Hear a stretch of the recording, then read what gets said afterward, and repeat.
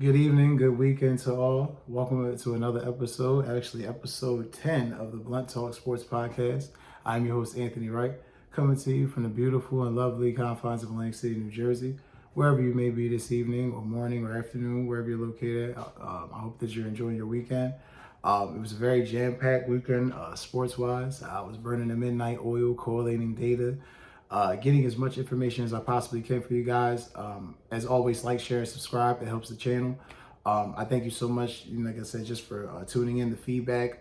You guys have been amazing, and continue to do it. Like I said, it helps the channel, and it helps me get better, and it helps the content continue to get better. And there'll be more coming. Trust and believe, especially after this weekend and all that happened. If you guys remember, I left off on the 32 teams in 13 days segment. Obviously, the draft kind of like crashed right into it. I had like a family emergency, work-related things going on, so I kind of got a little jammed in. But good news was everything was done. Everything was done. I just didn't record. But good news for you guys. Not only do you have the work that I did previously prior to the draft, but you have that plus the analysis of the draft picks. So I'll be explaining that too as well, going over the teams. There will be further episodes you'll be see coming uploaded shortly. There will be a draft recap video for my Eagles fans, fellow Eagles brethren out there, Bird Gang. There'll be a video out there talking about our draft picks and how excited I am about those picks and how excited I am about the future of this team and where things could possibly go. And excited again for all of these guys that have opportunities that got drafted. To be drafted is special. Not everybody gets drafted. So, shout out to all you guys. And hopefully, the best for all of you and that, you make it. Having said all that, we want to get right into things. We want to get into the Green Bay Packers. The Packers were 9-8 last season. As you know, they have returning head coach Matt LaFleur, who was definitely under fire and under some scrutiny last year because, Aaron Rodgers was gone and there was a very big microscope and pressure, for lack of better words, on him to succeed and to excel and to do the things that he needed to do to have this team ready or competing more or less for the playoffs or just contending again. Because a lot of people kind of forgot.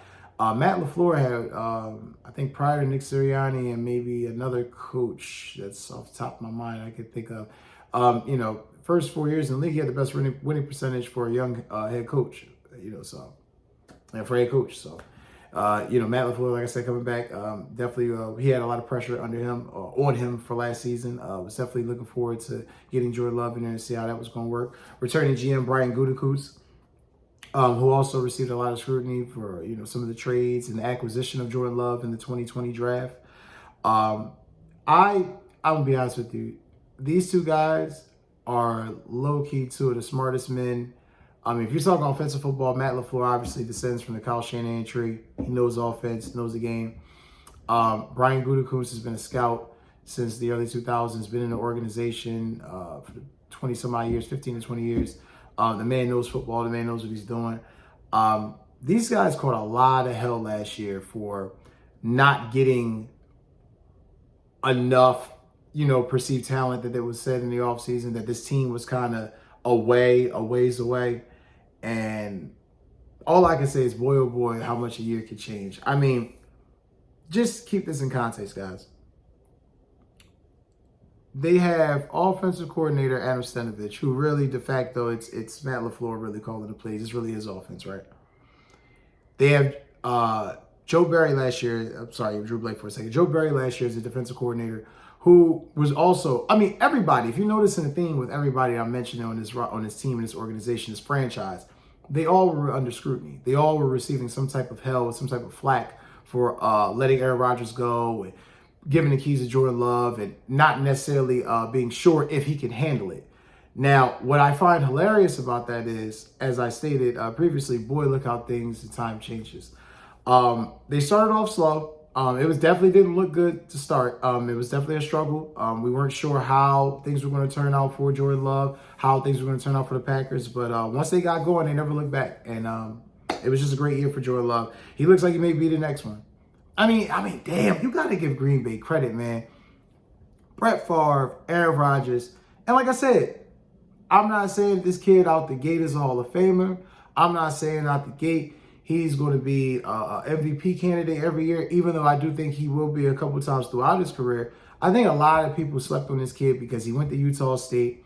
You didn't really see a ton of footage on him. We're used to seeing Pac-12 quarterbacks and SEC quarterbacks and ACC and, like a better words, who the fuck really watches Mountain West football? I do, because I'm a football nerd, I'm a football junkie, I watch it. But average person who watches, casual fan watching football, they know no shit about the Mountain West. They couldn't even tell you 5 players in the Mountain West. So the year Jordan Love comes out, 2020, the year prior, 2019, he had his team with him. He had, when I say team, he had receivers that wound up going to the league. He had linemen that wound up going to the league. When his coach wound up going to the league. So he was devoid of talent and devoid of all the things necessary to win, i.e. COVID year. Things just didn't work out. Having said that, he received a lot of help for a kid that really hadn't played that much and had to sit the bench. And I'm very happy that he got to really shit on the heads of a lot of his doubters. And shout out to Jordan Love because, like I said, great year. He started off rough, but he really put it together and he really looked like what I know my brother and a couple other Packers fans I know that were hoping that he would be. And like I said, I'm just happy for him. Having said that, looking at the offensive rankings from last year, they were ranked 12th in the league. They were 11th in passing yards, which, again, nothing to sneeze at. You got to give them credit for that. They were 5th in the league on third down percentage. And in the red zone, they were 16th. Fourth down percentage, they were 16th. And in red zone, they were 20th. So situational football, again, with a young football team, the things you got to get better, things you got to work on, but nothing really to frighten you from a first-year quarterback. Defensively, another thing that, they caught hell this early last season because, young quarterback, kind of had to sneak and win some games. It was a struggle. Some of them offenses they were going against early were ready. And you guys know, typically the defenses early in the NFL season are more prepared than the offenses are. Having said that, it seemed like to me the Packers defense took a bit to get going. Could have been scheme. Could have been guys playing out of position. Blame that on Joe Barry, i.e. that's why he got fired. But, nonetheless, the defense, by the end of the season came to 4 and they were ranked 10th. In passing yards, they were ranked 17th. Third down percentage, they were ranked 25th. And in the red zone, they were ranked 10th. So it's, third down percentage. I'm sorry, third down percentage. My apologies. Third down percentage, they ranked 25th. Fourth down percentage, they ranked 8th. And red zone, they ranked 10th, which, again, young team shows you. They had the building blocks. It was just certain, when you're young, situational football is one of your Achilles heels. You're not going to be prepared to win those games against a veteran team, i.e., San Francisco 49ers, division round of playoffs, on the road, your young kickers missing kicks. You got to hit certain throws. You got your defense has to keep, that vaunted 49ers offense, get off the field at some point before their field goal range. It's difficult when you're a young team. Having said that, they had 11 picks going into the draft, $21 million worth of cap space. So they were definitely looking to make moves. I'm very interested to see after they fired Joe Barry and, obviously after the playoff performance and struggles early in the year, there was no way that he was going to retain his position. So they were able to bring in Jeff Hafley, who was a former coach of Boston College. I like Jeff Hafley. I like his coaching. I like his tenacity. I like his approach to defense. I just think that he's going to be a breath of fresh air for them. That defense is going to be tenacious. I think they're going to be very fast and physical. Quay Walker is definitely going to be freed up with Jeff Hafley. I'm definitely excited to see how Jair Alexander and the defense, guys like Eric Stokes look like in this defensive formation with Jeff Hafley. So it's going to be interesting. It's going to be very interesting. And obviously, can Jordan Love take the next step? Jordan Love has proven, consistently that I think, I don't want to say consistently, but he showed a lot late last year that he could be the guy. But, to be the guy, you got to definitely take that next step. And it's going to be imperative. And like I said, I think he will, but obviously he's got to he's got to show that on the field. It's going to be very interesting because, like I said, I think he has a team around him. People could fuck around and find out this year. The Packers could sneak and win the NFC. I mean, that's how low-key good this team is. For a team that young quarterback and they had to make a lot of adjustments and didn't know what they were going to do. They look hella prepared and their future looks bright. I mean, you got to give them credit. Looking at another thing too, Christian Watson. Can he stay healthy? Christian Watson has, I was one of those guys where I like deep threat wide receivers, especially big deep threat wide receivers. I like guys that can stretch the field, decent hands. Having said that, one of his major setbacks is his hamstring has betrayed him. And it's cost him games, and it's cost him large chunks of the season, and it's cost him development.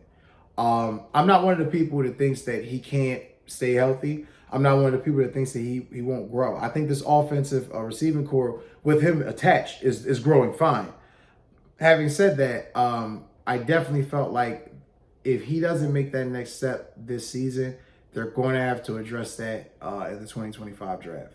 Just, or free agency, however they approach it. But looking at their free agent tracker, they were definitely some big spenders, big spenders this year.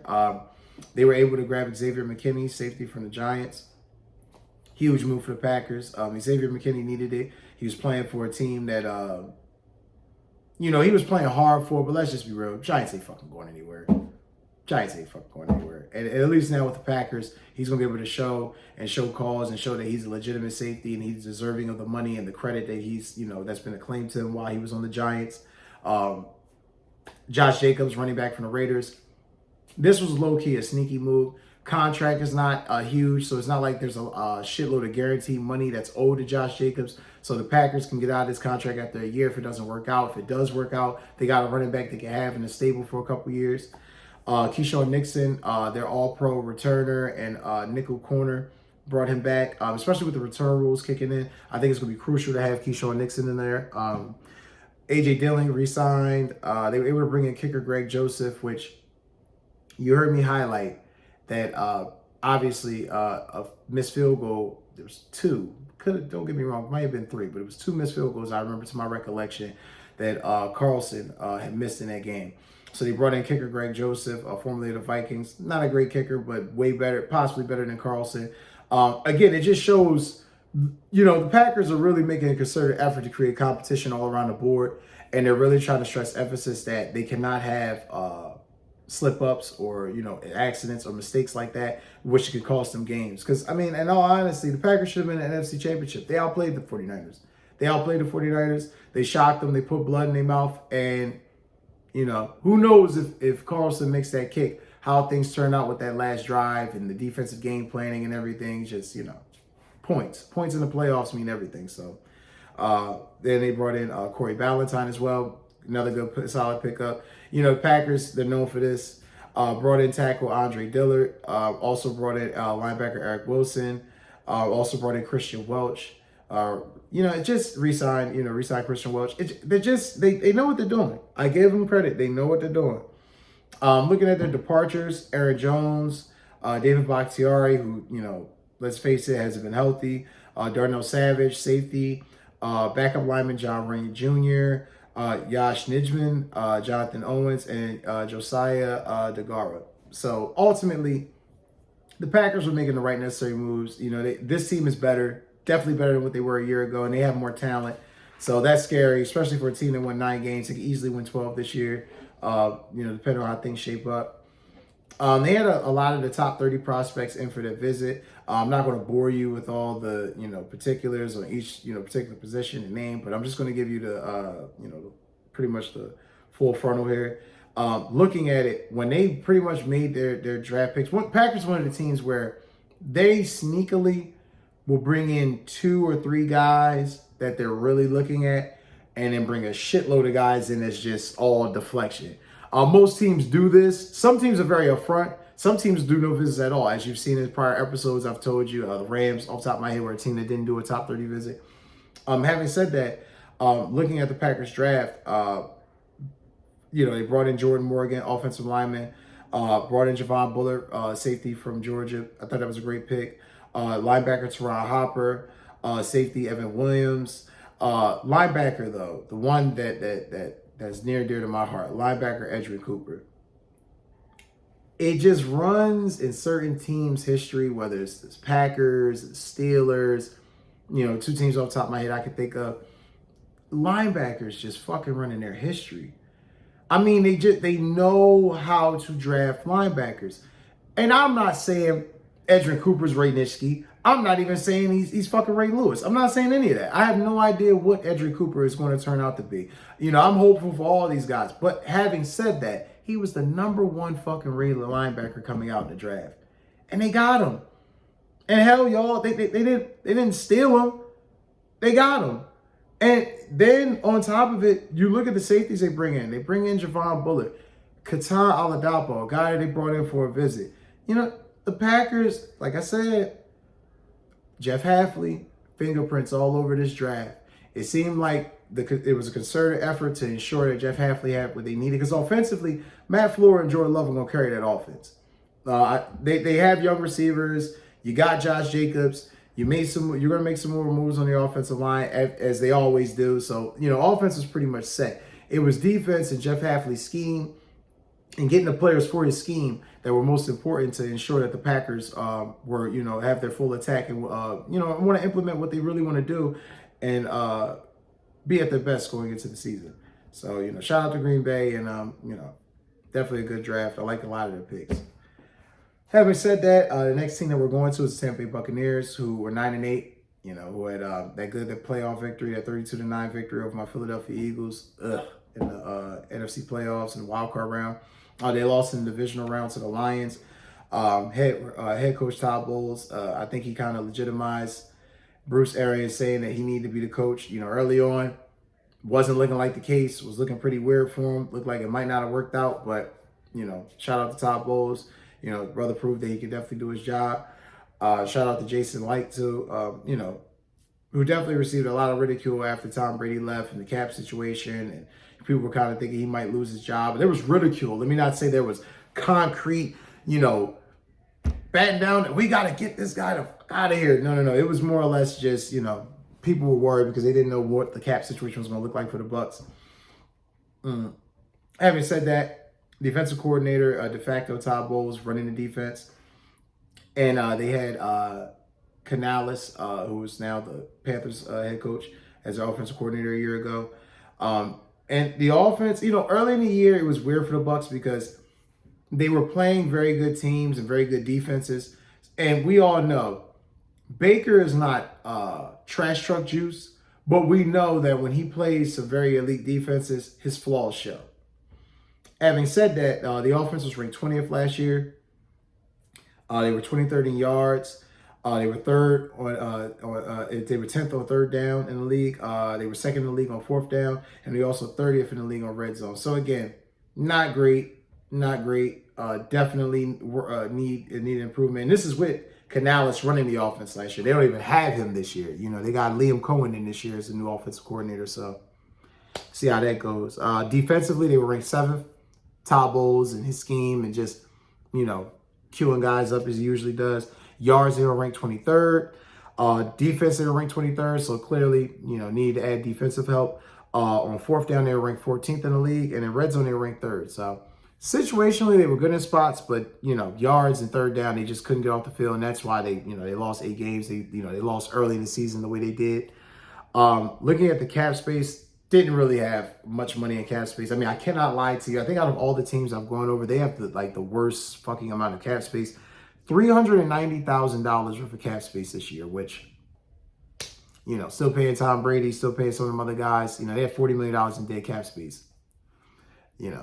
So with that being said, they had 7 draft picks going into this weekend, this past week, Thursday through Saturday.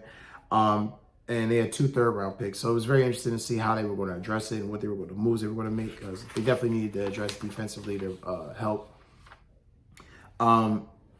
Looking at it, like I said, it was a great end to the season, but with Dave Canales being there, it's like I said, Liam Cohen being there, it's going to be very interesting to see how the offense is going to look. I have my reservations that they're going to be as effective as they were end of year. I think they'll still be good, but, we'll see. Will Baker have another good year? That's another interesting question because, if you really realize, and I hate to say this, but if you look back, think about when Baker had pressure on him. That's when he really failed in Cleveland. Tampa could be different. I think Tampa, he's got, in my opinion, a better, I don't want to say team. He has a better support system around him in Tampa than he did in Cleveland. Having said that, though, this is a results-based business, and Dave Canales is gone, and those numbers and stats he put up was with Canales. Liam Cohen, I'm pretty sure, is going to kind of piggyback and run the same similar offense, but we all know how that goes. Once tape is on you, that's when we really know if you're really good or not. So very interested to see if Baker Mayfield responds back with the type of year that he had this previous season. Can the defense improve? You know, as I stated, yards and third down, they were 23rd, which is horrible. So they definitely have to improve there. And I think in the draft, that was definitely a need going forward. Linebacker position needs to be better. So, you know, we know that was kind of a low-key need. Something I've been kind of thinking about that I think most people don't really think about because, you know, this guy is quiet, humble, does his job, and it's not really much to kind of, you know, harp on much. But Chris Godwin, is he done? And I don't mean done like he's fucking cooked. I mean, is he starting to fall off? That's the question I more or less has. Is he starting to get to a point where those numbers are slipping and we may have saw the last bit of the, you know, great part of Chris Godwin's game, and now we're getting a guy that's just serviceable and a possession receiver? What do I mean? You know, last year, 87 catches, 1,062 yards. Not bad. Not bad in the least bit. Not bad in any way, shape, or form. It was definitely something that was going to have to be a need, or definitely have to be something that was going to have to be addressed. But going forward, looking at it, his yards per catch was down.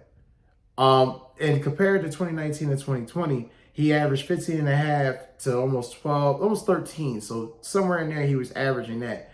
The succession rate catching the ball is now down to 50%. So, you know, this is a guy who was around 60, 65 early in his career. Now he's down to, you know, 50%. Then starting to tail off a bit. You know, it's starting to get to a point where, you know, maybe the replacement needs to come. Maybe the time where his game has sort of slipped, and maybe there's, you know, the wide receiver position is something they need to look at.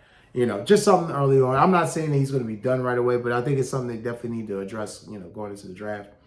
Looking at the free agency tracker, they didn't have much money to spend. So looking at it, most guys, notably Randy Gregory, Bryce Hall, Sua Opeta, backup guard for the Eagles, Jordan Whitehead, safety, they brought him in. You know, so again, when you don't really have that much cap space and you don't really have that much money to spend, there's a lot that you're going to have to do with less, you know, more with less, for lack of better words. Looking at their departures, big departures, Shaquille Barrett going, you know, a little bit older now, but still a good guy, a good player for him. Carlton Davis gone. Nick Leverett is gone. They also lost Devin White, who went to the Eagles, who kind of fell out of favor, fell out of rotation a bit, but was still a serviceable player for them. He's no longer there. So it's going to be very interesting to see. And like I said, looking at their draft, their top 30 visits, it's interesting because they had running backs in, they had a couple receivers in, they had a couple linemen in. So it was definitely interesting to see how they went about this. And looking at the draft going forward, looking at the guys that they did draft, they had a lot of visits in. Only one guy that they had in their top 30 visit actually made it into their draft. Looking at their draft, their first pick was Graham Barton. They drafted him at center.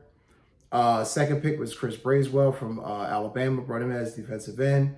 Tyke Smith, safety, brought him in. He was their third pick.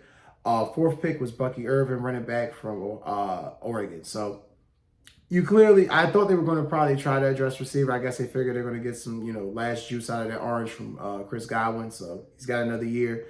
But you see offensive line, defensive line, running back positions they definitely felt like they needed to address. So, you know, we'll see how that goes for the Bucs going forward. But that was pretty much their draft. Looking at the Houston Texans, and forgive me if I'm going a little fast. Like I said, it was a lot of information that I'm kind of packing in. I did all the teams, so I just want to make sure I'm getting as much content to you as possible.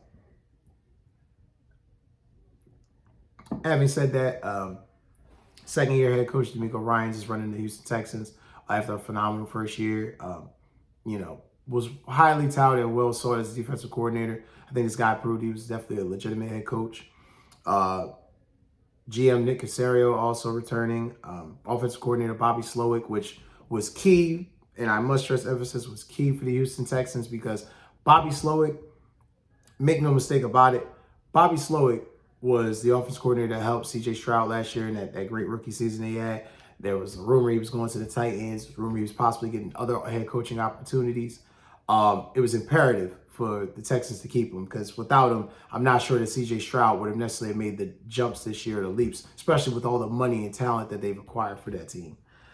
Having said that, defensive coordinator Matt Burke, he's there. He's running defense, but let's be honest, we all know it's DeMeco Ryans' defense. Looking at them offensively, we all talk about C.J. Stroud, but as a whole, offensively they were very good last year. They were ranked 13th. C.J. obviously had a big role to play in that. Yards, they were 12th. Passing yards, 7th. 7th in the NFL in passing yards, which is pretty good. Third down, they were 19th, which was damn good. Fourth down, they were 30th, which again, young team, situational football, things are going to have to improve. Red zone percentage, they were 16th. And again, young team, so you expect some of those numbers, but definitely not bad offensively for the Houston Texans, especially what they were predicted to be going into the start of last season. Defensively, they were 11th, which was hella impressive, but again, DeMeco Ryans. Yards, they were 14th. Passing yards, they were 23rd, so definitely got to get better at the cornerback position there. Third down percentage, they were 5th. Fourth down percentage, they were 24th. And in red zone, they were 12th. So definitely some things to work on there defensively. $23 million in cap space. Young team, so they're not paying CJ, shit yet. They're not really paying any of their guys yet. Will Anderson, most of their guys is productive. They're on rookie contracts, so they're all, cheap and inexpensive. They had 9 draft picks going into the draft, 2 second-round picks, 2 fourth-round picks, and 2 sixths, also 2 sevenths. So they had a lot of ammunition to, load up this team and really fuel up. As we know, C.J. Stroud had a great rookie year, 23 touchdowns, 5 picks, phenomenal. Can he follow that up? I think definitely with the acquisitions that they've made this year, he could definitely follow that up. He threw for 4,108 passing yards, which was, I believe, a rookie record, which was amazing. How will Stephon Diggs, with the acquisition of Stephon Diggs, how will he acclimate to this offense? It's very interesting to see because they have Tank Dell, they have guys that are already in a rotation, Dalton Schultz, Noah Brown. So they have guys they already get the ball to. Interested to see how they incorporate him. I definitely think he's going to get a ton of touches, but very interested to see how he plays. He's playing for a contract. It's interesting to see if he stays there or if he goes elsewhere, but he's definitely playing for a deal this year. And I think we're probably going to see some of the best of Stephon Diggs this year in Houston. Stingley Jr. was great for them. Even Nelson was great for them, but they have 14 interceptions combined. But quarterback position is definitely a need. Steven Nelson's older. He's 33, 34. Definitely an upgrade at that position is required. Stingley Jr. is a young guy. They just got him a couple years ago. He's been showing up, playing well for them. And, pass deflections. It's going to be hard because, as I'm saying, too, they got to replace Steven Nelson. Do keep in mind, he had 12 pass deflections, and Stingley Jr. had 13 a year ago. So I'm not saying, Steven Nelson was just chopped, fucking liver. But at the same time, they need better if they're going to compete and be where they want to be, especially in the AFC with those quarterbacks, that murderer's row of quarterbacks that, you just run through in the regular season and the playoffs at any time. Having said that, the D-line was solid, but we continue to improve, and I wouldn't be shocked to see them make a move there. I believe they did. We're going to look at their draft tracker real quick. Danielle Hunter, I said Danielle Hunter, please forgive me. Danielle Hunter, please forgive me. Don't want to get sacked, but all jokes aside, Danielle Hunter, great acquisition for them defensively. The Texans, unlike the Cowboys, they're all in. It seems like the Texans are definitely making the moves that they need to make to be in position to compete in the AFC. They're trying to threaten Baltimore. They're trying to threaten KFC. I don't know if they have the requisite horses to beat those teams yet. Maybe Baltimore, being that, Baltimore's lost a lot of guys, but you can never sleep on their coaching and how they prepare their teams, the way John Harbaugh prepares his team. And ultimately, they're definitely, in my opinion, not ready for the Chiefs yet. But, it's going to be interesting to see. And can they beat the Bengals, in my opinion, they're probably 4th in the AFC hierarchy, but, that's why the games is played. So we'll see how that plays out. Rushing attack will definitely be better with Joe Mixon there. He was another free agent acquisition they picked up, out of the litany of them that they made. They needed to improve their running game, and I think Joe Mixon is going to be a tremendous help for them. Having said that, like I said, look at the free agents. I mentioned Danielle Hunter. I just mentioned running back Joe Mixon, excuse me. Drew Blake that quickly. Looking at some of their other moves, Azeez Al-Ashir, linebacker, they picked up. It's a good, solid pickup for him. Also re-signed Derek Barnett, which was funny because he left the Eagles. It was kind of tumultuous, kind of really like, was wayward, didn't know where he was going to fall. And he wound up being a good rotational piece for them. So shout out to Derek Barnett. Also re-signed Noah Brown, Jeff Okudah, guy kind of wandered, looking for a role, looking for a space, kind of hoping to see where he would land. And he found a rotation there, so good to see that. Dalton Schultz re-signed. Desmond King, former Packer and Charger. Definitely glad to see him back, and hopefully to see how he turns out, how he plays. As I mentioned, Stephon Diggs was picked up via trade. Joe Mixon picked up via free agency. A lot of big moves. Like I said, the looking at a lot of their moves, they definitely were a team that was trying to be a player this year and make all the necessary moves. While they have C.J. Stroud on a rookie contract, because we all know the template. Maximize as much as the roster's opportunity while the quarterback's on the rookie contract, because once he's paid, got to start getting rid of some guys. So, and their departures, not departures I think that could sink the team. Sheldon Rankins, defensive tackle gone. Blake Cashman, Devin Singletary, went to the Giants, and Jonathan Bernard. That's probably their biggest loss, but, definitely good acquisitions for the Texans, and hopefully, to make that push for them further in the AFC hierarchy. Looking at their top 30 visits, they had pretty much every good prospect ranked within the top 30 in the building. Looking at their draft, though, they only had one guy. And again, you're going to keep hearing this theme from me, guys. A lot of these teams play cloak and dagger. One or two guys that they really want, they're definitely going to bring in for a visit. Everybody else, it's all for fucking show. It's all just smoke and mirrors. Having said that, the most notable draft picks, the three that I remember off the top of my head that were most notable for this team, Kamari Lassiter, cornerback from Georgia, Blake Fisher, offensive tackle, and safety Kalen Bullock. It was the trade that they got. It was the pick that they got from the Eagles. They wound up using that pick and drafting Kalen Bullock, safety from USC. He was a good player. Probably kind of got a bit of a reputation for being on a shitty defense, because USC's defense is shitty. I'm pretty sure Lincoln Riley may think about defense, but maybe he doesn't. I don't know, whatever. That's a separate subject for another day. But Caleb Bullock, wound up making it. So it was very interesting to see. Texans already have a pretty good young roster. It's just they needed a couple more picks, a couple more bodies. Like the draft, like the acquisitions they made. Their team, again, that's going all in this year. So we'll see how that all plays out for the Texans. Rounding out the divisional team losers, we have the Buffalo Bills. Heartbreak City, boy. 11-6 Buffalo Bills. Returning coach Sean McDermott, who I think is on a hot seat, which I'll touch on that briefly. Returning GM Brandon Beane. Guys been making a shitload of moves for this team, putting this team in position for the past 4 or 5 years. Offensive coordinator last season for them was Ken Dorsey. Then it was Joe Brady midseason, which seemed like it was a necessary move. De facto GM was Sean McDermott.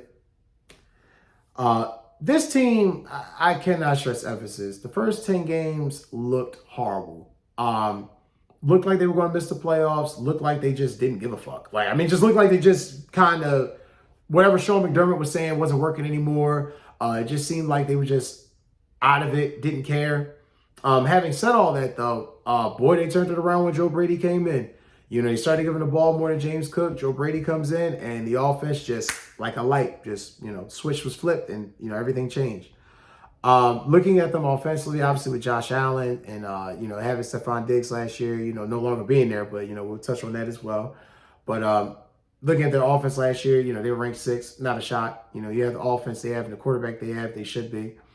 In yards, in total yards, they were 4th. Passing yards, they were 8th. No shock there. Third down percentage, they were 1st. Number 1 in the league. And 4th down percentage, they were 10th. And in red zone, they were 6th. Again, not a shock when you have Josh Allen, you have the offense they have. These are numbers that you expect. Defensively, and I must give credit to Sean McDermott and the Bills organization for manning the storm, manning the ship through the storm, for lack of better terms, because they had a shitload of injuries. And the fact that those injuries didn't derail them and put them out of the playoffs, and they, galvanized and came together and, won those games late against Miami and won those late games. It was all imperative for them to make the playoffs. Having said that, defensively, they were 4th. Again, with the weapons and pieces that they had a year ago, a lot of those pieces not there this year. They ranked fourth. In total yards, they were ranked ninth. Passing yards, they were ranked seventh. And third down percentage, they were ranked 19th, which, injuries, inconsistent play, that'll happen. Fourth down percentage, they were ranked 19th. And also in red zone, they were ranked 19th. So this wasn't, I don't want to sugarcoat shit. They weren't a good defense last year. For a large part of the year, they were bad. It was by week 12, week 13, right after the Eagles game, that rain, that monsoon in Philly, right after that game, that's when it seemed like, they kind of figured it out that game, if you really be honest with me. That's when the offense really started looking good and effective. They were moving the ball, marching up and down the field. It seemed like from that game forward, that's when they started making the turn. But defensively, definitely 2 games after that was when they really flipped the switch and got it together. Looking at their draft, they had 10 picks. So they definitely had ammunition going into the draft. 2 4th-round picks, 3 5th-round picks, 2 6th-round picks, So they definitely were a team looking to make moves and add, knowing that they had to get rid of some guys and know their, cap figures were going to rise and there was going to have to be a ton of departures that they were going to need to make to be in position to, even be valuable or viable, for lack of better words, this year. And another key note, before I digress forward, some of the things I thought about and wanted to touch on and, bring to, the forefront. When you're a good football team, I noticed, it's a common thing. Good football teams aren't penalized a lot. Good football teams, they don't really give up, a shit ton of yards. They kind of, usually somewhere between 500 and 700 yards, nothing more than that. Having said that, the Buffalo Bills, and just keep this in mind when we talk about sometimes aggressiveness and discipline, 106 penalties, 883 yards. I've said this in previous, shows. I've said this, numerous times. When you give up that many yards, you're putting your team in bad situations. You're giving the other team more opportunities to stop you and win the game. This is something Buffalo can't get out of their way in that regard. They've always penalized a lot. Last year was just something it was unmistakably, if you had to be blind to not see all the damn flags during the Bills game. They just bad, inconsistent, low IQ football at times, But, having said all that, a lot of questions for this team going into next year, and there's going to damn sure be some definite answers. How would the offense look without Stephon Diggs? They want to be a little bit more run-centric, a little bit more balanced. I don't even want to say run-centric. They want to be a little bit more 50-50 ball, not as heavy pass-oriented, which I agree. I think for Josh Allen to grow, for the team more or less to grow, they need to be more balanced. Josh Allen put up, great fucking numbers with Stephon Diggs. I think Stephon Diggs, was obviously top 10 receiver with Josh Allen. So this offense, I think it's safe to assume they're going to probably take a step back. They'll probably be a lot better in the running game, passing game wise, maybe not as much, again, but I could be wrong. Maybe it's through committee. Maybe it's through Dalton Kincaid and, the other guys that they've acquired, Shakir's and maybe, but it's going to be interesting because, again, when you're putting in the context the fact that they haven't really had to be without Stephon Diggs for some years and now he's gone. And, this is their first offseason. They got to prepare without him. It's just interesting to see how they're going to be ready. Because I do think they're going to struggle a bit without him. And it won't be, I don't even think it's going to show early. I think it's going to be just situationally at times. And you have a guy like that can, command that coverage. And I know Bills fans who see this or probably, watch this are going to say, what the fuck are you talking about? First 10 games, he was shitting, putting up all these numbers, and we were ass. We were average. We were 500. And as soon as we started diversifying the ball, he turned into Mr. 40-some-odd yards a game.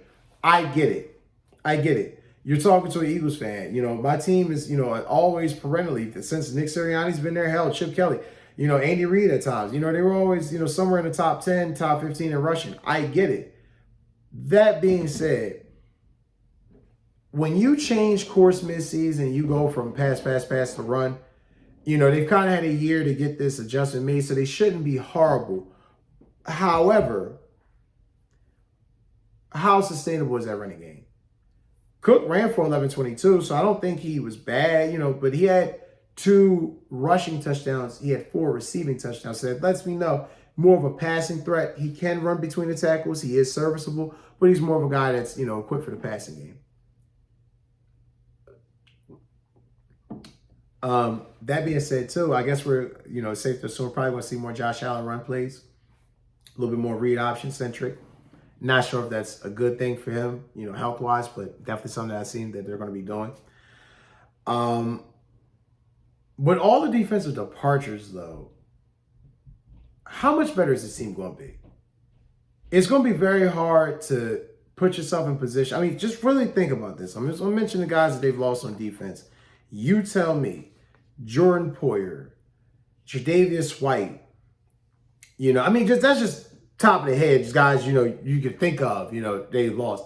And I know Tre'Davious White's dealt with injury. I know Jordan Poyer's dealt with injury. These guys, when healthy, were contending for all pros, definitely pro bowlers.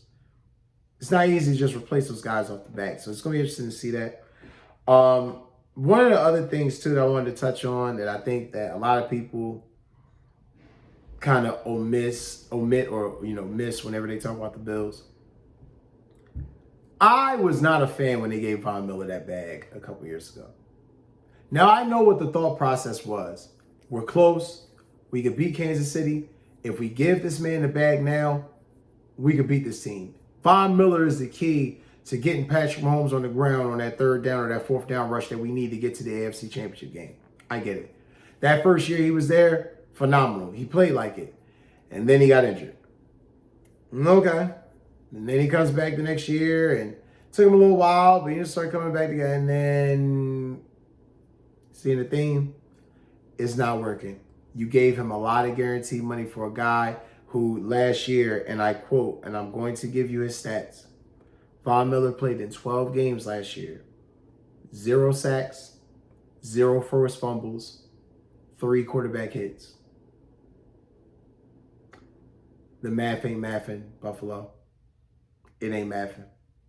Von Miller is sucking money out of this team. And because, Brandon Beane, you made some investments that you probably should have thought long and hard about, giving a 30-plus-year-old, edge rusher who is coming off prior injuries, who, again, is great, possibly a Hall of Famer, but nonetheless has been fucking injured the past couple of years, and his injuries have led to inconsistent play where, he plays 12 games last year and had 0 sacks, 0 forced fumbles, and yet he's making a shitload of money, and most of it's guaranteed.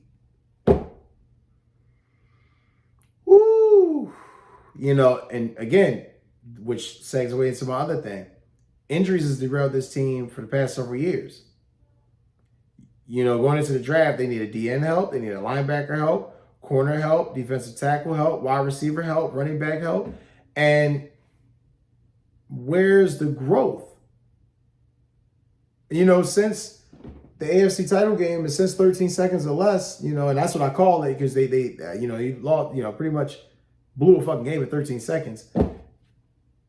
They haven't been the same, and it's been needed for them to hit this button. I'm very proud of them for not being prideful and saying, no, we don't need to make any changes. Everything's fine. Nothing was fine. You don't get to that. When you reach that height of a Super Bowl or AFC title game, and even when you win, there's a natural reset that occurs. When you lose, there's a whole go back to the bottom, start over mindset. Even when guys don't really want to admit it, that's what it is. So, Buffalo, shout out to y'all for actually acknowledging and realizing, we got to do something. We can't just keep putting the same product out there and feeding this bullshit to our fan base that we're contending or we're going to be elite. We know that we're not really contending when we're getting rid of all of our stalwarts that have had us in contention against the Kansas City Chiefs, that had us on the brink of beating them again last year in Buffalo. Those guys are gone. So, we'll see. But a lot of questions, a lot of things are going to need to be answered for the Buffalo Bills. Looking at their top 30 visits, looking at their free agency moves, really couldn't make any, obviously, because I had to spend, had to divvy up the cap space, getting rid of guys. Looking at their top 30 visits, though, they brought in a ton of guys, a couple running backs, 5 receivers. You knew they were definitely looking at receiver. Brought in a safety, definitely some defensive tackles, definitely a couple corners.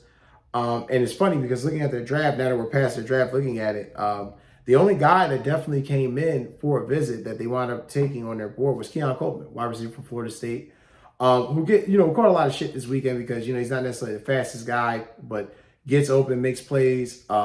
Definitely was one of the best receivers in college football last year. Definitely sad to see him go this year as a Seminoles fan, Ask Michigan State how fucking good he was if you think, I digress though, but nonetheless, they brought in also safety Cole Bishop. They brought in defensive tackle Dwayne Carter, and running back Ray Davis from Kentucky was their fourth pick. So Buffalo, it seems like to me they're definitely trying to make the necessary moves and adjustments to be elite or to be in contention. But they're definitely taking a step back. You don't lose that much talent or lose that many, starters and think that, there's not going to be any recourse or, setback, for lack of better words, due to it.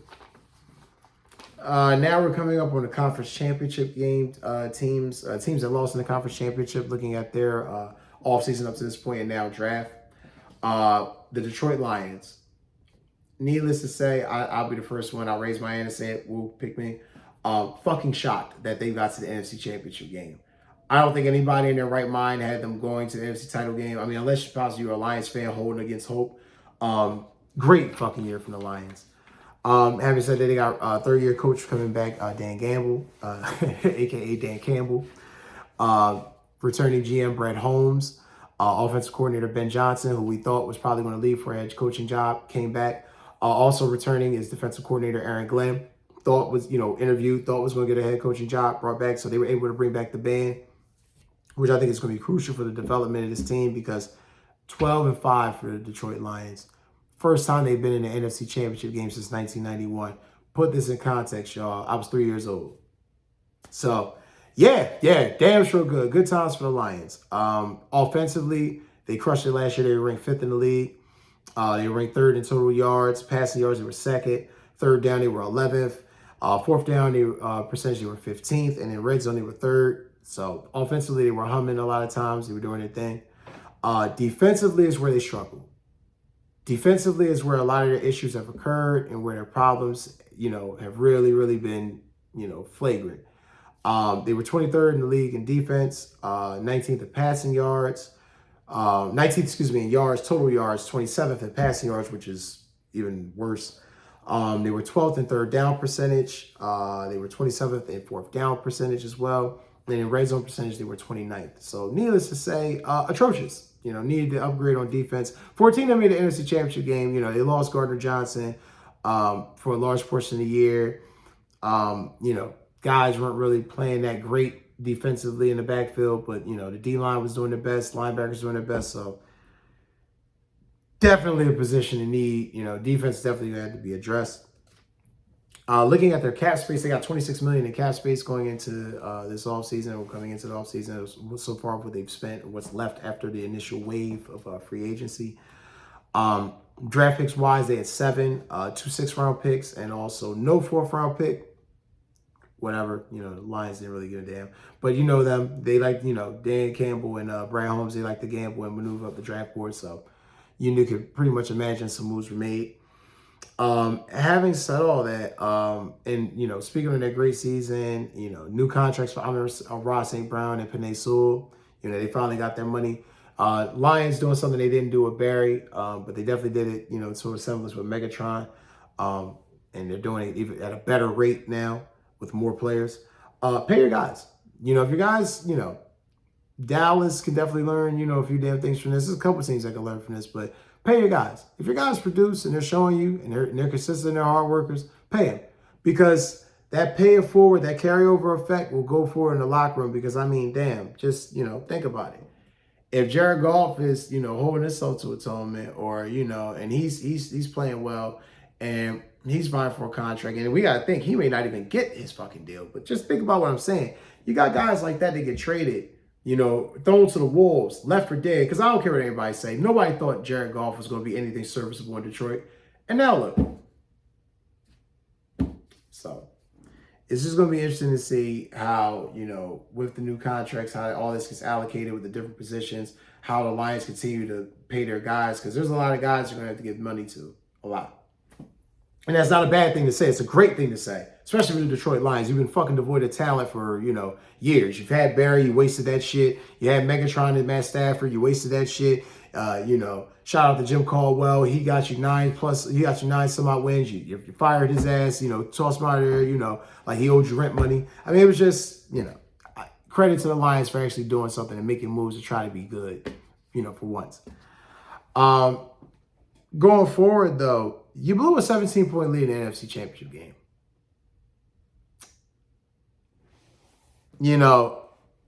I've definitely been on the end of losing some NFC Championship games. I've seen the Eagles lose. It sucks. It fucking burns, to be right there on the cusp of the Super Bowl, just a chance to attend the damn dance and to not be, to not do your part to go. It sucks. It sucks. But I kind of feel like this team is in that crossroad where Philly was a year ago, where they got close, so they could definitely go here, or they might take a step back or two just to grow and to be better. So it's interesting to see how things may shape out in that regard. Can the defense be better? Corner-wise is trash, as I've expressed, to you. They just weren't overall, they just weren't good. And for this team to compete, look at the division you're in. You're not beating the Packers with shitty corners. You're not beating the Vikings with shitty corners. Hell, you're not beating the Bears now with shitty corners. And I mean, think about the rest of the conference. So it's something that they had to address. They're going to need to address, So we'll see where that goes and how they address it and, the plan going forward. But, I already touched on Jared Goff. But it's a legitimate question if is Jared Goff the answer? Because I'll contend that, the NFC Championship game kind of proved to you, you might got another year or so out of him, but who knows? Because it's just weird that Jared Goff is now in a position where he may get paid.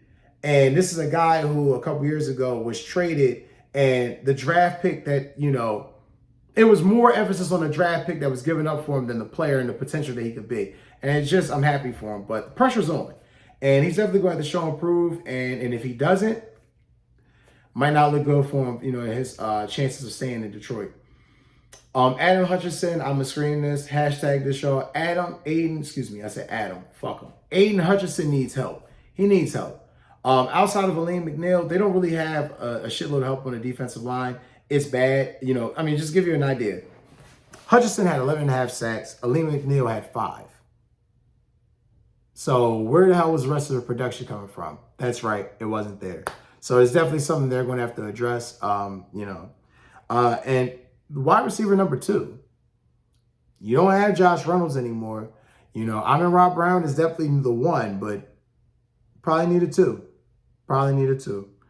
Some of the needs I also jotted down that I thought they definitely needed to address was cornerback, defensive end, safety. Definitely positions that they needed to look at and address going forward within the draft, if their defense is going to improve and put them, in championship contention or put them in position to be in championship contention. Because, without good cornerback play in today's NFL, you're screwed. That being said, looking at their free agency, and they definitely were light spenders in free agency, but they definitely made some noise. Brought in Marcus Davenport, who, I think at this point is probably just a body, but, name still resonates. Amik Robinson, I think was a solid pickup. DJ Reader, definitely a good pickup. Kevin Zeitler, definitely a good pickup. Carlton Davis, another solid pickup via trade. So again, I see where the Lions are making the necessary steps and they're trying to improve. But when you have a head coach that kind of gambles the way he does, and you have the history you have, you're fighting through a lot of shit. And it's a lot of doubt and pessimism and even self-reflection, reflection. You just look at it and go, did we really do enough? Did I make the right moves? I'd be the one to tell you in the NFC Championship game, you fucking blew it. But yeah. Anyway, looking at their departures, safety Tracy Walker is gone. Cam Sutton's fighting, legal issues, and wherever that may be, he's out of the situation right now. He's no longer in the Lions. Zach Ertz went to the Commanders, Josh Reynolds, no longer there. Jonah Jackson, guard, I believe he went to the Rams. You also had Julian Okaro, who went to the Eagles, kind of like an early spring signing. Not really sure how that would go, but yeah. And also C.J. Gardner-Johnson, who wound up, making his return to the Eagles, as well. So interesting to see. Definitely moves that were going to be made for the Lions. Moves that needed to be made for them to get back in prominence and be back in position to be in the NFC Championship game. Looking at their top 30 visits, definitely brought in some offensive linemen, a running back, a couple receivers. Interestingly enough, looking though at their draft, there was only one guy that they actually had.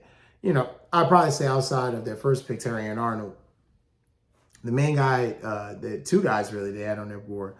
One was Giovanni Manu and Sione Vaki. And then before I touch on those two, shout out to Terry and Arnold, first pick out of cornerback out of Alabama. He made it. Second pick was Ennis Rakestraw, junior cornerback. Also, the third player, but fourth round pick, like I said, was Giovanni Manu. Fourth round pick, Sione Vaki. I believe, quote that. I want to say Sione Vaki was a fourth round pick. Yes, he was a fourth round pick. And also another last round of South, sixth round pick, Makai Wingo, defensive tackle from LSU. So, looking at their draft, it was hilarious because Giovanni Manu was the only guy that actually came in for a visit. A lot of cloak and dagger again, but, as expected. We're going, like I said, I'm going to educate you guys through this. By the time y'all done, y'all going to know so much of the ins and outs. You'll be able to just sift through this shit and just know what they're trying to put in front of you. And the Lions, credit that you grabbed two corners, in the draft. You definitely needed it. But you grabbed two experiments in the fourth round. And I'm trying to figure out what the fuck. Like, what? You're on the cusp of the NFC title game. You need guys that are going to help you win now. I'm not saying Sione Vaki might not even. He might be able to help you now. But Giovanni Manu? Like I said, I don't know. It's a lot. But hence the fact that really the Lions are really trying to make moves. They're really trying to be better, and I give them credit. But it's going to take a lot for them to really excel and make that Super Bowl. Because that's what separates, the winners and the losers, the big boys, from the little boys. Because if you can't complete passes and down and distance, you can't make the necessary throws, pressure always gets you off the mark. There's no way in hell anybody would give you guaranteed anything because you can't win and you can't move. So big year for Jared Goff and the Lions. Another year that it was big for Baltimore Ravens. Shout out to Lamar, for his MVP, another MVP season. John Harbaugh, just the class and, personified this, team exudes, General Manager Eric DaCosta, returning as well. I believe second or third year GM. Offensive coordinator, I definitely know he's first, second year. Todd Monken, he's back. It's funny because looking at everything, like they have everything lined up. So it's just right now when you're looking at the Ravens and you're looking at how they address things, you can't be anything but impressed. I mean, honestly, God, truth. Looking at Todd Monken, everybody and their mom said, what the fuck is this offense going to look like? Todd Monken is just, he's from college. He was in Georgia. He has NFL experience, but this is Lamar. Can he convert Lamar? Man, let me read the numbers. Read them and weep, right? Offensively, they were fourth in the league. Yards, they were sixth. Passing yards, they were first. Shout out to Lamar shitting on that Bill Polian and improving. I am a fucking quarterback. So shout out to Lamar Jackson there. Third down percentage, they were ranked 9th as an offense. Fourth down percentage, they were ranked 8th. And red zone, they were ranked 7th. So, offensively, Todd Monken showed improved. Defensively, they're always going to be there. And saying that, Mike McDonald, who we know was the defensive coordinator a year ago, is now head coach in Seattle.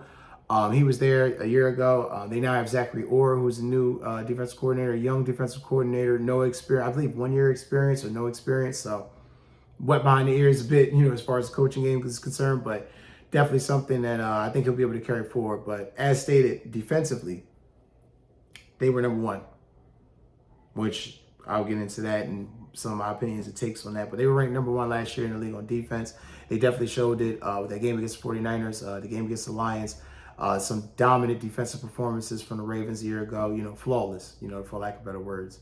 6th in total yards, 14th in passing yards, which is, kind of shocking. But again, injuries, inconsistent play at times. Third down percentage, we were 7th. Baltimore. It was 7th. Fourth down percentage, they were second in the league, and in the red zone, they were second. So, Baltimore was a hella effective. They were obviously one of the top teams in the league last year. Proved it, showed it throughout the season, dominant. They have $7 million this year in cap space, within this offseason. A lot of moves were made a year ago, so a lot of that money's kind of tied up. Going into this draft that we just passed, they had 9 picks going into it, 2 in the 4th round, 2 in the 7th round. And again, organization is, class personified. The Ravens are always there. As long as Lamar is there and John Harbaugh is there, I just feel like the team's always going to be in contention. With that said, though, what the hell happened in that AFC title game? You got Lamar hesitant as hell, in my opinion, not making some of the proper reads, not making some of the right decisions. It cost them. So you got to respond. How you lose those games, how you respond in those games, how you respond after the adversity, that's what's most key, and that's what people remember. So it's going to be huge for Lamar and the team to respond to that.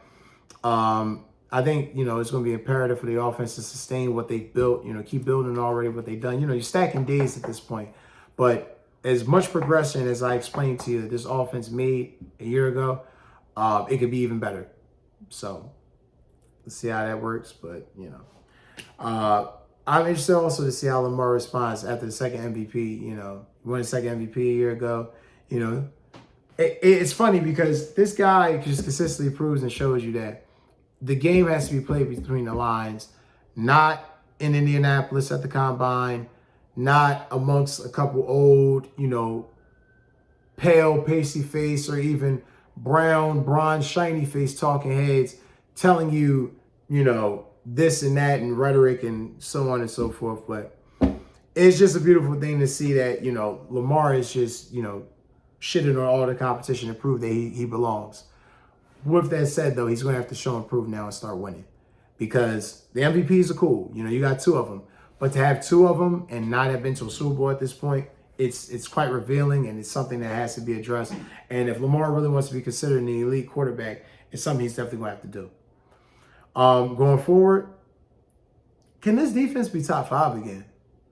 Mike McDonald obviously is in Seattle, so a lot of their principles and things that he implemented is going to be going to Seattle. They have Zachary Orr, like I said, it was, I believe, and I'll get, I'll put it in the transcripts to be sure, but the notes, but he could be either a rookie defensive coordinator or a first-year defensive coordinator. Whatever it is, though, he's new and he's inexperienced. And it's just going to be very interesting to see how that defense responds. Definitely a lot of losses, too. A lot of guys they lost in free agency, so it's interesting to see how Zay Flowers matures from a year ago. I think he probably felt the lowest between the 20 celebration that cost him yards and then getting the red zone and getting the ball punched out and pretty much essentially cost your team a chance at the Super Bowl or, a trip to the Super Bowl. Interesting to see how he matures and how he plays. I think he'll be better from it. I think he's definitely grown. He will or has grown from it, but, we'll see when the cameras are rolling. He's on, in between those white lines. Interested to see, too, Morgan Moses is gone. Interested to see how the offensive line looks. Definitely see probably they address that in the draft. And looking at their needs, your new quarterback, backup QB was a need. Running back, linebacker, receiver. It's just some of these things you knew looking at it, the Ravens were going to have to address to be better, to be where they wanted to be still within contention. Because looking at their arrivals and departures, and boy, there was an impactful arrival, and damn, there was a ton of departures. Starting with their arrivals, Derrick Henry. This has the capability to be the move of the offseason if it works the way people think it'll work. But again, that's why the game's got to get played. Looking even further, though, the departures, Gus Edwards, Geno Stone, Devin Duvernay, Tyler Ott, John Simpsons, the Patrick Queens, Jadeveon Clowneys, the Kevin Zeitlers, the J.K. Dobbins, Rock Ya-Sins. These are all guys that have contributed for this team, produced, and I get it. You can't keep everybody. You know the name of the game. It's cap space. But with that being said, that's a lot of departures for me to expect the team to be possibly in the AFC title game this year. Not that it's out of the realm of possibility. It's just a lot harder when you don't have the requisite talent all around you as you should. Going into it, looking at their top 30 visits, they're another one that's very cloak and dagger. You know, Ravens are masters at the manipulation game. You know, hey, you're looking all the way this way, but really they're right here. Looking at their top 30 visits, the only person that I came in contact with that asked me that question was, oh man, I'm trying to think now. It's been a while, but either way though, looking at it like their top 30 visits and looking at how they addressed it, there was only one guy that they had actually in for a top 30 visit that actually wound up coming in and actually playing and sustaining. It was Rasheen Ali, running back from Marshall. And looking at the rest of their draft, just to round it out, Nate Wiggins was their first pick, cornerback from Clemson. Second pick was Roger Rosengarten, offensive tackle. Third pick was Adisa Isaac, however you want to term it, from Penn State. I think he's going to be a great player. You know, he just fits the Ravens build. Tez Walker, interesting pick, wide receiver. Obviously, they let go of Odell Beckham's guy. I actually forgot to put on the list as far as departures, but you know, his hand's a little bit inconsistent, but I think Tez Walker could be a nice deep threat for the Ravens. And even another one that the Ravens, they just, another good draft, getting guys. You know, I mentioned Rasheen Ali already out of the 6th round, but another one, TJ Tampa, safety. You know, and they got him and Tez Walker both in the 4th round. This is what they do. Acquire talent, accumulate as much talent as possible, do this, play like a Raven.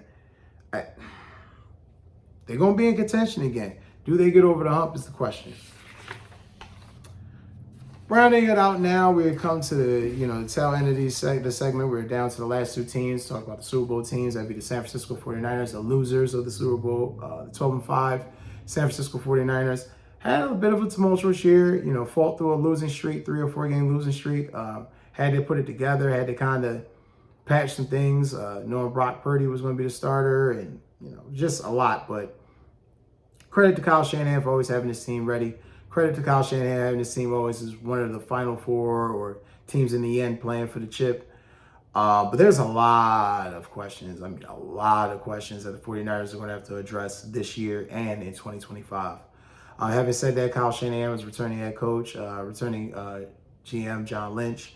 Offensive coordinator, I felt like it was a waste of time for me even try to find who the offensive coordinator is for y'all, because y'all know in San Fran, Kyle Shanahan is fucking offensive coordinator there, you know. Last year, as you know, Steve Wilkes was a defensive coordinator.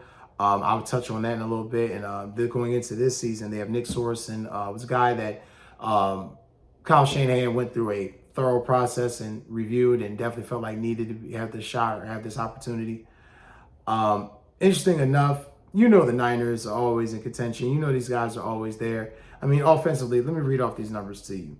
3rd in the league in offense, 2nd in yards, 4th in passing yards, 4th and 3rd down percentage, 14th and 4th down percentage, number 1 in the red zone. Kyle has his team always ready. That's why his team's always in the Final 4 as far as being in championship weekend or contending or just acquiring more great talent to put them in, keep them in that position. I just give him credit for that. You know, him and John Lynch, Kyle Shanahan and John Lynch do a hell of a job getting the talent together and putting this squad together and getting the guys they need to fit, you know, the mold of what they think is a 49er. Having said that, though, you heard me mention that Steve Wilkes was fired. So I want to make sure I stress the emphasis on some numbers to you. Defensively, they were 3rd in the league, 8th in yards. Great. Here's where things start to get a little topsy-turvy. 14th in passing yards, 24th in 3rd down percentage, 15th in 4th down percentage, 16th in red zone. It's not a good defense. It's either not a good defense or the coach is not maximizing the most out of the talent, or, in my personal opinion, the orange is dry and there's no more juice coming out of it. So that being said, this is a team that, you know, not to take a punt from Jerry Jones, but this is a team that should be using the slogan all in. This is it for this iteration of the 49ers. You know, I cannot stress emphasis. It's not a hope of mine. This is what I know for a fact. And what do I mean? I'll lead off with this. Via overthecap.com, I got these numbers.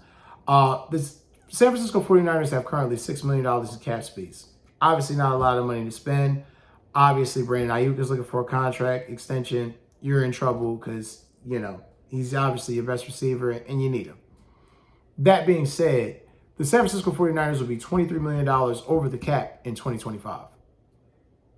$23 million over the cap. That's not sustainable for this team. It's definitely not going to be sustainable for them to compete.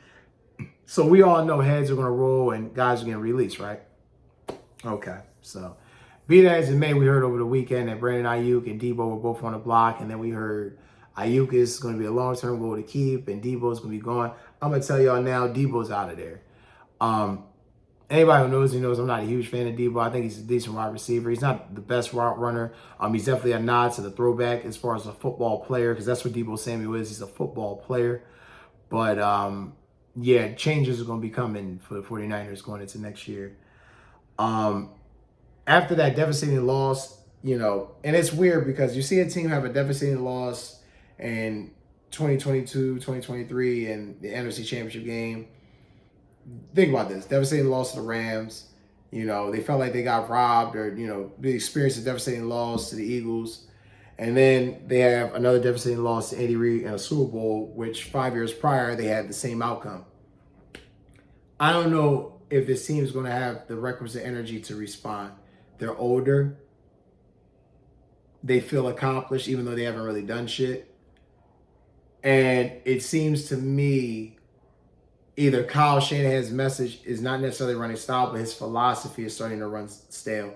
Because I'm noticing defensively, once DeMeco Ryans left, once Robert Saleh left, and their defense went Texas, New York respectively, so did the 49ers' logic as far as defense. I'm not critiquing, their picks. I think they made some solid picks. However, whomever can understand this, when you're thinking about the NFC Championship game, when you're thinking about the Super Bowl, when you're thinking about the San Francisco 49ers, a team who has historically proven that they can win, who has the hardware to prove it, when it's been 30 years since you've won, and you've made all these acquisitions, at some point the chickens, are going to come home to roost. And I'm not sure if it'll be Kyle Shanahan or John Lynch, but someone will be held to atonement for the bad draft picks, the Solomon Thomases, developing and bringing in and drafting a guy like Eric Armstead and then letting him walk. Trey Lance, for a lack of better words. I digress. It's got a lot of things that they're going to have to atone for and answer for. That being said, will Brock Purdy prove that he can carry a team? Or will this just be a situation where, some of the changes, to the team is just, too much, and it's going to incur and cause his play to take a step back? Because I don't feel like he's a bum. Again, you're making it to the NFL, regardless of what we as fans say or people who, follow the media or whomever may think. These guys go through a shitload of training and a shitload of hard work to get in the position that they're in to compete. Whether it's, high school you're competing, college you're competing, obviously NFL you're competing. They've always been in competition. So I don't scoff at anybody that's made the NFL. You made it for a reason. Somebody thought you could. That being said, Trey Lance ain't played a damn down of football yet. You were willing to take Mac Jones. We saw how that worked out. So I'm not quick to just say, everything, like anyone, everything Kyle Shanahan and John Lynch has sat over and thought about has worked. But there are a lot of things to be left desired within the first 2 rounds of a draft, first 3 rounds where it's just like, what's going on? We're kind of like, we're on the back end. We're not really going to be making any picks. So we're going to probably trade up around where we're at, but nothing major. That's not going to be sustainable for you to be winning, especially when you're $23 million over the fucking cap going into 2025, But going forward, I really feel like if Shanahan doesn't reach the Super Bowl this coming year, the pressure's on. You either got to blow it up or you got to just get rid of half the roster, because I just feel like maybe it's a combination of the defense being injured and the message is running flat, And it happens. When you've been in an organization for 7, 8, 9 years, at some point it's like you're either finishing the guy's sentence, you know what they're about to say, and it's just like, oh, hold on, what the fuck? Can I get back to my regular schedule programming? Get back to what I was doing, That being said, though, I feel like if Shanahan doesn't reach it, though, Carnival's an option, And when I say Carnival, I do mean like, he'll be a carnival barker at some point, because he will be out of a damn job. Because you can't be a coach for 9 years and contend like this and put your team in position but not close the deal, 2 10-point leads in Super Bowls and loss. He's a part of the 28-3 debacle in Atlanta. There's a cloud or a stigma following Kyle Shanahan that most Niner fans don't want to address, but I'm going to be frank with you. If he doesn't win this year, the clock is on Kyle Shanahan and be out of there. And I'm not even saying they're going to fire him this year, but do understand, and I will draw closer to the screen and stress emphasis, if he does not do the job, which is win, i.e. a Super Bowl, the clock is on him. And I do believe 3 or 4 years after that, chance he might not be the coach anymore. But it's my opinion. What do I know? Ultimately, who knows what the cards may hold.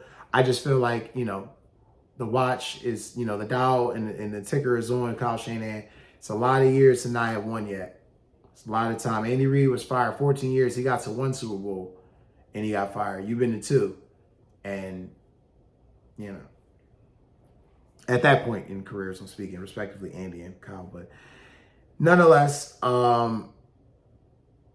that third quarter in the Super Bowl, too, I got to bring this up, was the worst half of football I think we've seen from the 49ers. So not a shock there that they didn't, have everything broadcasted or, whatever. It's just Brock Purdy showed me in that game, that third quarter, that he's probably not the guy yet. He's probably not there yet as far as game. He may reach that point, but it's things that just give me, red alert, he's probably not the guy, but nonetheless. Looking at some of their arrivals they had in free agency, and they definitely had arrivals. They were able to bring in Leonard Floyd from the Rams, Devondre Campbell from the former linebacker for the Packers, Malik Collins, former D tackle for the Texans, and Yator Gross-Matos, defensive end from Jacksonville. It's just it's one of those things where looking at it, they weren't going to have all the money that they needed to get better, but they were going to add pieces. I mean, they had to, and especially after losing the Super Bowl. You're not that far away. You got to just continue to add as much as you can to improve the roster to put you over the hump. Though I think Joshua Dobbs, good. The Pastronaut for y'all that out there that know, Josh Dobbs, good backup quarterback. Rocky Sin, cornerback, arrived, so definitely some good arrivals, definitely some guys they needed. I think they can help the team. Looking at the departures, Chase Young is gone. Logan Ryan, former safety and corner for the Patriots, is gone. Ray McLeod is gone. Randy Gregory as well. And it's dope. It's dope. But at the same time, it's like pressure. Pressure is on San Francisco. Looking at San Francisco's top 30 visits, they brought in a shitload of wide receivers, 5 to be exact. Definitely a couple cornerbacks. It's kind of scattered around with defensive linemen, offensive linemen, what's going on. But, they definitely kind of left no stone unturned when they were looking. They wanted to make sure they acquired as many guys as they could. And looking at their draft, remember when I said hiding guys through their top 30 visits, number 1 on this list, and I think wasn't a shock because of his game, but shock because of his game, Ricky Pearsall. I definitely wasn't expecting. I expect Ricky Pearsall to go to a couple teams. San Fran fits. Does this not scream to you, though, Deebo Samuel this is going to be his last year or his last few months as a 49er?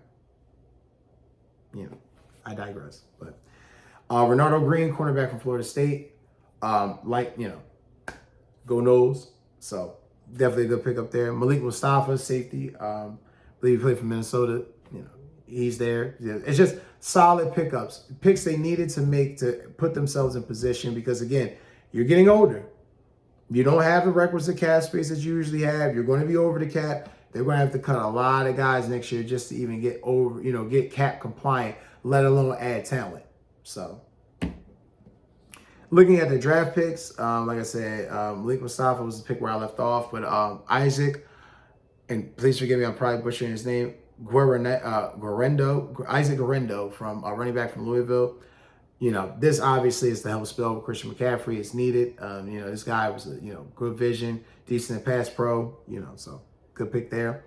And another Seminole coming off the board. Tatum Bethune, linebacker, who was also brought in for a top 30 visit. So snitched on themselves a little bit, but credit to them, man. They just. I give people benefit of the doubt when they're talking draft analysts or they're thinking about certain picks or certain selections. I need to stress emphasis and say this: Ricky Pearsall made my mouth drop because he's a poor man's Deebo Samuel. Malik Mustafa was more or less the pick. I kind of felt like that was the pick they really wanted. Javon Bullard didn't get him, so bam, grab him. So some of these guys are gonna wind up. I'm saying all that to say some of these guys are gonna wind up playing for him immediately, and it's going to be interesting. It's going to be very interesting. A lot of pressure on them. A lot of pressure on the 49ers. And now, finally, guys, rounding up the end of the 32 teams, the 13-day segment, would be the Super Bowl champion, 11-6 Kansas City Chiefs. Y'all know the cast of characters. Head coach Andy Reid. For those that don't know, GM Brett Veach. Offensive coordinator Matt Nagy, and one of the best defensive coordinators definitely in my generation, Steve Spagnuolo. This team coming off a hard-fought Super Bowl, beating Philadelphia the previous season, going into that year, knowing they were going to have to get rid of some wide receivers, knowing the cap situation was going to be what it was, needing to give the young guys an opportunity to grow. It was startling to see how much of a struggle it was for Pat and the receivers to get it going. And to see those guys really put their best foot forward and be at their best. With that all withstanding, they ended up with the Lombardi at the end of the day. So all's well that ends well. Offensively, they were 15th. Again, struggling. Young wide receivers, inconsistencies. These things will show. Ninth in total yards. 6th in passing yards. That's Pat Mahomes for you. Third down percentage, they were 6th. Fourth down percentage, they were 16th. And in red zone percentage, they were 17th. And you expect some of those mid-tier, mid-teen numbers because why? Young receivers. We saw Pat flip out on the ref. We saw Travis flip out a couple of times. Very tumultuous, angry, and emotional year for the Chiefs. Dealing with some things that they weren't accustomed to dealing with. Guy having his foot on a marker, barely being out of bounds, or being out of bounds, or offsides. It was just a lot for him. And much credit to them and well deserved. They did what they were supposed to do. They fought all the way back. Last season, the season prior, that championship was that championship. They fought back, they got there, and they made the requisite moves. And there was kind of a bit of a changing of the guard with this team this year, last season, excuse me. It just seemed like more or less now they became more of a defensive team. They had a Ferrari and Pat Mahomes. They said, all right, we're going to use the Honda Civic, but we damn sure going to rely on this, this Ford Bronco. No OJ jokes intended, but you get what the point I'm saying. They relied on their utility, and I think the utility paid off for them. Second in the league in defense. Great job by Kansas City. The defense won them the damn Super Bowl. I know Pat threw it to Mecole Hardman, but you know what I mean. Their defense caused Kyle Shanahan to second guess his offense and to kick a field goal in overtime where he could have put all the pressure on Patrick Mahomes and the Chiefs, and he chose, suck his way out, in my personal opinion. But nonetheless, the Chiefs defensively were 4th in the league in passing yards, 2nd in total yards. 10th in third down percentage. They were 7th in fourth down percentage and 8th in red zone percentage. This defense was elite, and they played at an elite level all year, and they kept this team afloat. And like I said, they earn my respect. They definitely are vying to be a dynasty. 2-time Super Bowl champs, going for that third. You got to give them credit. They definitely they leave no stone unturned. It's Andy Reid, man. You know what I mean? Eagles fans, y'all already know what I'm saying. Andy don't leave no stone unturned. This is what he do. You win 2 Super Bowls, let's go fucking win another one. Let's make sure we got the requisite pieces. Looking at the cap space, they had $20 million in cap space. You know how Pat Mahomes' contract is structured. Try to make sure the team still has that window of opportunity to compete before all that money cavalcades in. And Pat Hill will just keep adjusting and kicking the can down the road until, his new deal kicks in, which he's definitely due for a new fucking deal. Brett Veach and, the Hunts need to get on that because I'm sorry. Which I don't think is a question now, but Patrick Mahomes is proven best quarterback in the league, and he's proven he's worth every single solitary damn dollar he gets. Having said that, they had 7 draft picks going into this draft that just ended. 2 fifth-round picks. I kind of touched on some of the bullet points with, Mahomes and going for the three-peat, it's so hard to do. Andy Reid, vying for it, I'm definitely not wishing them luck because, the Eagles could potentially run into them, in the Super Bowl or, down the road at some point. And I definitely want to wish them luck, but they got all the requisite pieces and tools that they need to be great. So it's just going to be interesting to see how it all correlates together. Wide receiver is definitely a position they're going to need to address. As some of y'all know, if you don't know, Rashee Rice was involved in a drag racing accident about a month or two ago. It was also caught on someone's Garmin cam or car cam fleeing the scene, and it was all horrendous and bad. Could have been worse. So he's probably going to be suspended, if not the whole season, but possibly, most of his career, if not his whole career. I don't know. We never know with the NFL. Roger Goodell one moment is saying this guy's suspended for 6 games, this guy's only suspended for 2, conduct detrimental to the league, conduct policy bullshit. I don't know. But he's definitely going to be suspended, possibly for the year. So this is a position that the Chiefs are going to have to address. They're definitely going to have to address corner. No more L'Jarius Sneed. Running back is definitely a low-key position in need. I felt like that's a position where if they're not even remotely as good as they've been the past 2 years, they're not making a Super Bowl. They're probably losing in the, you get what I'm saying. Defensive end is definitely going to be a need. Running back is a low-key need. I know they like to use Jerick McKinnon in the passing game, and all that's great. Definitely the way they attribute it, but it's going to be times where it just needs to, for lack of better words, be a flow. I mean, let's look at it for lack of better words, y'all. Running back has definitely been a position. Defensive end has been a low-key position. You got Chris Jones in the middle. No real true edge presence. Travis Kelce had a rough year last year, y'all. Now, everybody talking about Taylor Swift. I'm talking about his production. Numbers wasn't that great. Okay for a tight end, but for Travis Kelce, it seemed fucking better. Possibly tight end replacement being, in this draft, possibly an option. I think it's definitely something the Chiefs had to consider. And Chris Jones, heir apparent. Is that something they were even thinking about? Is that something down the line? All these guys are starting to get a little older. You have, we got to remember the Brady documentary. I don't even want to say, Brady or the Kraft, whoever, Robert Kraft Productions, whoever had their fingerprints on that dumpster fire of a documentary, they showed us. In that 20 years, there were 2 teams. There was that early Patriots team where Tom was the game manager, Bill was running defense, good players all around, let's go win.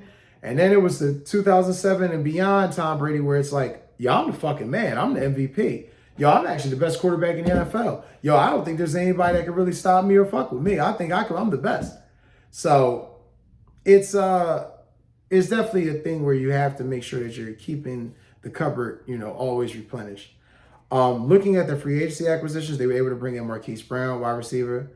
Brought in Carson Wentz to kind of be a backup, which is kind of funny to see Carson Wentz under Andy Reid, under Pat Mahomes. Used to be in Philly with Andy now. But does anybody possibly fix his game or get him right? It's Andy. Andy just finds the best in everybody and just, makes it do what it do. A lot of the re-signings were, Chris Jones coming back, Derek Nottie and, Drew Tranquill, guys they knew they were going to need. You guys that were integral and pivotal to, the championship success in the run a year ago. Hell, the past 2 years. Looking at the departures, though, it's weird. Willie Gay Jr., serviceable linebacker for him, he's gone. Nick Allegretti, center, obviously, he's trying to, branch out, do his thing. Tight end Jody Forson, gone. It was a little bit reliable here and there from Mahomes, not really as much. And it just, again, rounding out, looking at their departures, looking at, what they lost. It's just, it's so weird because when you're a championship team, you don't really lose that much and you don't really gain. You gain more than you lose. I guess everything seems like a benefit. Rounding it out, looking at their top 30 visits, they had, 2 wide receivers in, 3 running backs, no shock, as we stated, needed a running back. 6 offensive linemen, we know how Andy builds. 3 defensive tackles, 2 edge, players, and a safety. So reviewing their draft and looking at their top 3 picks that the Chiefs made that I thought, stood out to most. Obviously, number 1 being Xavier Worthy, fucking deep threat. they're comparing him to Deshaun Jackson. I'll be the first one to tell you there's no Deshaun Jackson, but the Deshaun Jackson. Shout out to DJ. But yeah, man, to Xavier Worthy definitely on his heels. Looking at it, Kingsley Suamatea, and last but not least, Jared Wiley, who I think has the capability to either be a very good backup tight end or possibly Kelsey's replacement. So it's just going to be interesting and very fun to see going into this year. And I just, want to thank you guys so much. That's pretty much the wrap of the 32 teams in 13 days segment. It's been a long, long journey to get to this point. I thank you guys so much for just participating and watching the episodes and getting as much intel and content and commenting. Obviously, there will be more. There are a couple other videos that you'll see, as I stated at the beginning of this video. But just thank you so much, guys, for always watching and giving me feedback. And everything has just been tremendous. This just feels like the start of something great, something new. And I'm happy to, share my knowledge and my love of the game and talk about it with you guys. And I'm happy to have you guys with me. As always, again, like, share, and subscribe. Thanks again. Take care. Have a great night.